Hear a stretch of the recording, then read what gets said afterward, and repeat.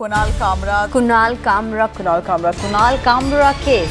কুনাল কামরাকে নিয়ে এখন তোলপাড় চলছে, কিন্তু এটা মোটেই কোনো সোশ্যাল গিমিক নয়, বরং এই ইস্যু আমাদের কাছে অনেক নতুন কিছু তুলে ধরেছে।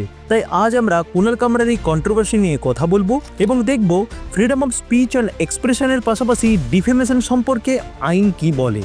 এছাড়া জানবো গণতন্ত্রে রাজনৈতিক কমেডি কতটা গ্রহণযোগ্য আর আইনের সীমাই বা কত দূর। কুনাল কামরা একজন কমেডিয়ান।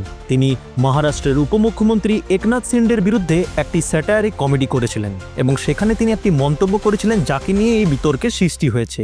मेरी नजर से तुम देखो गद्दार नजर वो आए थाने की रिक्शा चेहरे पे दाढ़ी आंखों पे चश्मा हाय।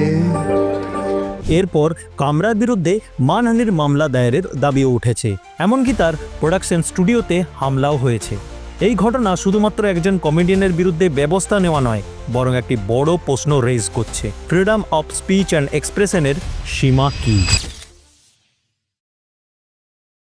ভারতের সংবিধানের ১৯ নম্বর ধারা নাগরিকদের বক্তৃতা এবং প্রকাশের স্বাধীনতার অধিকার প্রদান করে। এটি একটি মৌলিক অধিকার যা প্রত্যেক ভারতীয় নাগরিককে তার নিজের মতামত প্রকাশের স্বাধীনতা দেয়।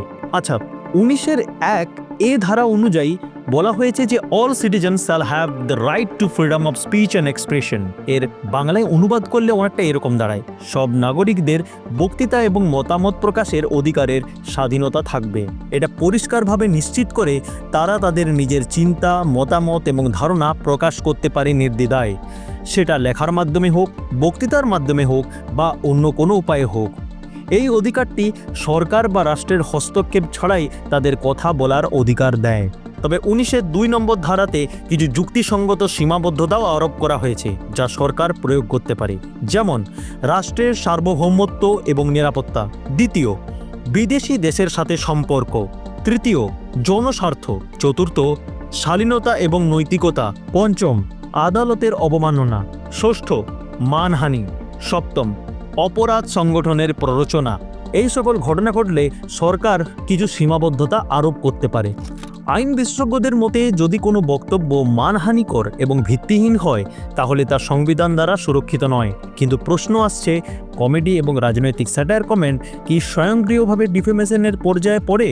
আচ্ছা, উদাহরণ নিয়ে একটা মামলা বিশ্লেষণ থেকে আমরা এই ব্যাপারটা ভালোভাবে জেনে নিই। এই মামলাটি হলো রাজাগোপাল বনাম তামিলনাড়ু সরকার। রাজাগোপাল বনাম তামিলনাড়ু মামলায় সুপ্রিম কোর্ট স্পষ্টভাবে জানিয়েছে যে কোনো মানহানিকর বক্তব্য যদি তথ্যভিত্তিক না হয় বা প্রাসঙ্গিক না হয় তবে সেটি সংবিধান দ্বারা সুরক্ষিত নয়। এখন প্রশ্ন উঠছে, কামরার বক্তব্য শুধুমাত্র ব্যঙ্গ ছিল নাকি সেটা টার্গেটেড ডিফেমেশন? যদি সেটি হয়ে থাকে তাহলে সেটির বিচার করবে একমাত্র আদালত। এই বিতর্ক রাজনৈতিক তরজাকে আরও তীব্র করেছে। শিবসেনা এবং শাসক দলগোষ্ঠী এই ব্যঙ্গকে বলেছে অপমানজনক, অন্যদিকে বিরোধী দলরা এটিকে ফ্রিডম অফ স্পিচ অ্যান্ড এক্সপ্রেশনের উপর আঘাত বলে দাবি করেছে। এমনকি মহারাষ্ট্রের মুখ্যমন্ত্রী কামরাকে আরবান নক্সাল বলেও অভিহিত করেছেন, যা গণতান্ত্রিক পরিবেশে এক ভীতিকর প্রতিকৃতি সৃষ্টি করে। कामरा को मालूम होना चाहिए कि 2024 के चुनाव में जनता ने निर्णय कर दिया है कौन गद्दार है कौन खुद्दार है। সবথেকে উদ্বেগজনক বিষয় হলো কমেডির প্রতিক্রিয়ায় হিংসাত্মক আক্রমণ। যদি কোনো বক্তব্য সত্যিই আপত্তিকর হয় তখন আইনি পদক্ষেপ নেওয়াই যেতে পারে, কিন্তু হিংসা কোনো মতেই গণতন্ত্রের অংশ হতে পারে না। মানবাধিকার সংস্থাগুলি ইতিমধ্যে এই হামলার তীব্র নিন্দা জানিয়েছে এবং পুলিশের নিষ্ক্রিয়তা নিয়েও প্রশ্ন তুলেছে। যদি কমেডি ডেমোক্রেসির একটি অংশ হয় তাহলে সেটিকে দমন করা কি গণতান্ত্রিক? আইনি পরিসরে freedom of speech and expression এবং এর দায়িত্ববোধের মধ্যে সঠিক ভারসাম্য রাখা জরুরি, যাতে মত প্রকাশের স্বাধীনতা বজায় থাকে, তবে সেটি যেন ব্যক্তিগত আক্রমণে পরিণত না হয়। সবথেকে আজব ব্যাপার হলো, যেসব লোকেরা এই শো দেখতে গিয়েছিল তাদের বাড়িতেও পুলিশ থেকে নোটিশ পাঠানো হয়েছে, কিন্তু পিটিআই এর রিপোর্ট অনুযায়ী পুলিশ তাদের সামন করেনি, বরং এই কেসে উইটনেস হতেই তাদেরকে স্টেটমেন্ট নিতে ডেকেছিল। এইসব ঘটনায় কুনাল অবশ্য সরকারের বিরুদ্ধে কোনো ক্ষমা না চাইলেও তার এই শোতে যেসব মানুষদের সামন করা হয়েছিল তাদের কাছে তিনি ক্ষমা চেয়েছেন। সবশেষে কুনাল কামরার এই কেস আমাদের কাছে একটি নতুন দিক তুলে ধরেছে, ফ্রিডম অফ স্পিচ অ্যান্ড এক্সপ্রেশনের পরিসর আসলে কত দূর। আজকের জন্য এতটুকুই। প্রিজম বাংলার এই স্পেশাল ভিডিওতে আপনাদের মতামত জানাতে ভুলবেন না। ভালো থাকবেন, সুস্থ থাকবেন আর জুড়ে থাকবেন প্রিজম বাংলার সাথে।